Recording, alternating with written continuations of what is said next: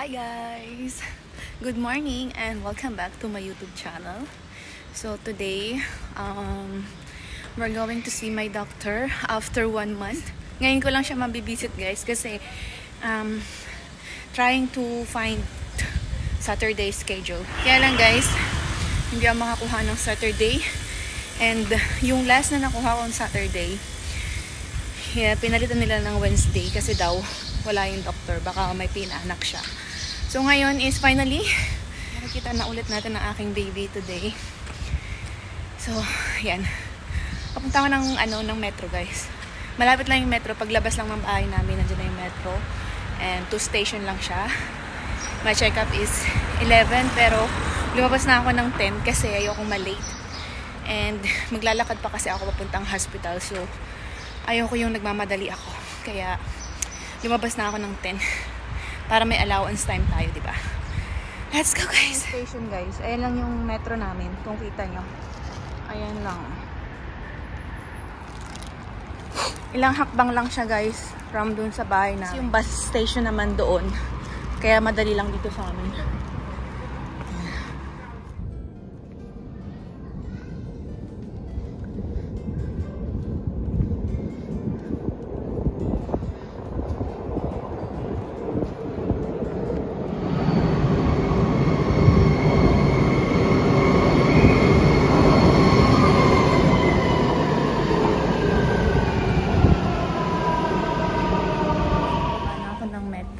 Naglalakad ako guys para ma-exercise tayo. And feeling ko yung baby is tulog. Let's see. Sana gising siya para makita natin yung face again. Guys, umupo muna ako dito sa park kasi masyado pang maaga. Meron pa akong 40 minutes.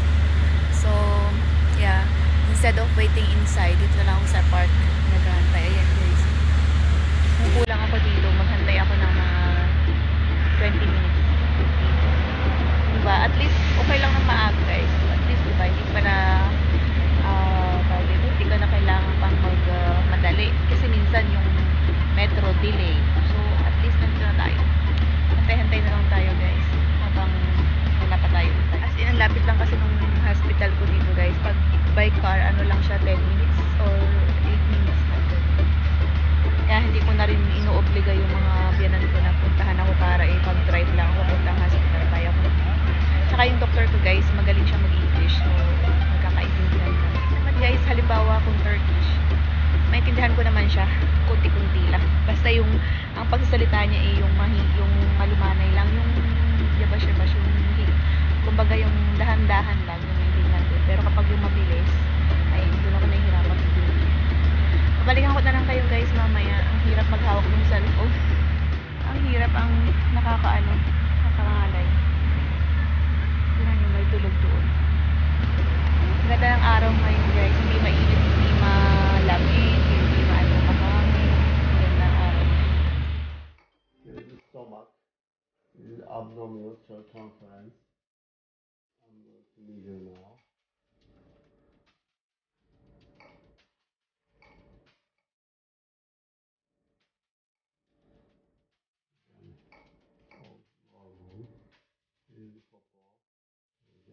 And put her leg, her foot.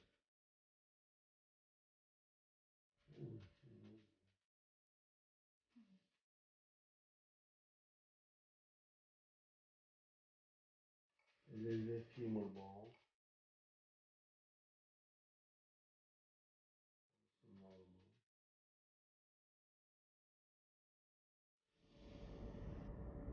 Again, abdomen.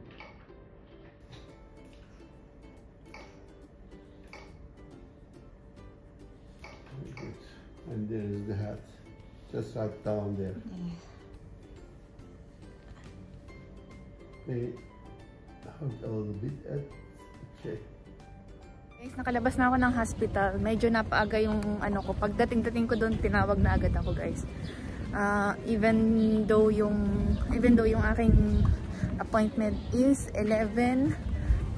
So pinapasok na agad ako ng 10:40. Nandun na ako sa doctor. Natapos na agad ako, and then medyo nagtagal lang kasi kinuha yung urine sample ko.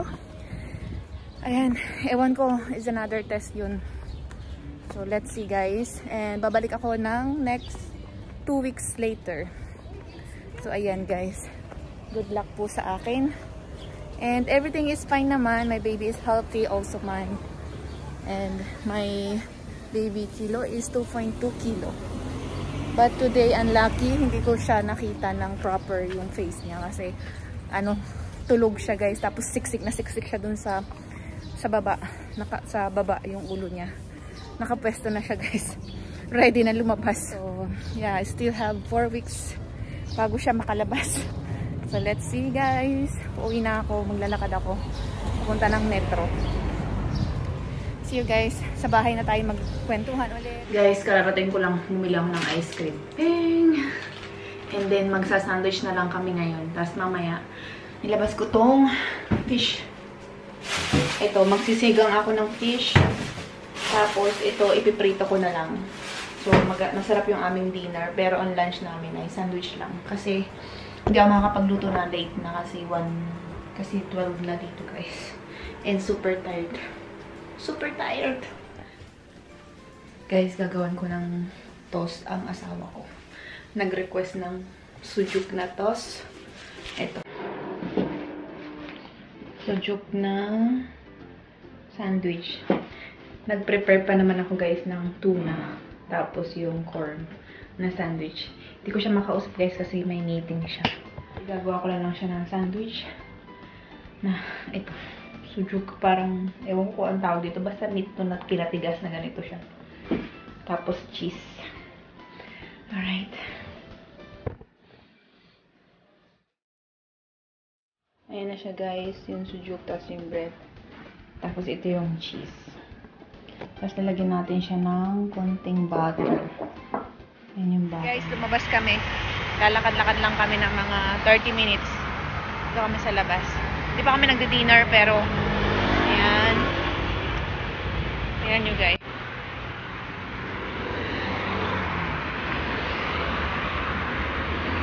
Guys, nakauwi na kami. Ayan na naman tuloy yung dress ko guys. Ito lang yung pambahay ko. So, galing kami ng market. Bumili ako ng papatya. Ito yung iniinom ko bago ako matulog. Pamparelax siya guys. Bumili yung asawa na ano ito? Ermek. Something ano siya guys. Dessert. Tapos bread. Tapos ito. Pampagatas daw to kaya bumili ako. Yung dates. Tapos ayan lang yung biscuit. So ayan lang guys yung ating ganap today. Medyo busy today. Punta ako ng hospital. Naglakad ako. Parang marami akong lakad today. Pero yun nga din yung sabi ng doktor. At least 30 minutes walk daw every day. So mas makakatulong sa akin na mapadali yung delivery ko. Yung normal delivery ko. Kasi since normal nga po tayo, ayaw ko ng cesarean. So ayun yung sabi sa akin ng doktor. Mag-walk lang daw ako ng 30 minutes every day. Especially this week guys. Kasi 35 weeks na ako. So, ano na lang. 4 weeks or 5 weeks na lang. Manganganak na tayo guys. Depende kung ano yung situation ng baby. Kung lalabas na siya earlier. Pero 39 weeks is pwede na yung lumabas. Pero yun nga, tingnan na lang natin kasi medyo maliit yung baby natin. 2.2 lang. So, it depends dun sa 4 weeks na yun kung mag-gain pa tayo ng weight. Ayan. So, let's see na lang guys. So, yan guys. Hindi ko na ipapakita sa inyo yung mangyayari after this kasi magluto lang ako ng fish. Magsisigang ako ng ulo ng salmon and then prito para sa asawa ko and then salad, ganyan lang. And then after that, siguro manonood lang kami ng movie and then matutulog na. And then yan guys, see you tomorrow vlog again. Hindi ko na naman alam kung ano na naman content natin for tomorrow, kung ano pwede ko share sa inyo. But anyway, thank you so much for watching. Bye!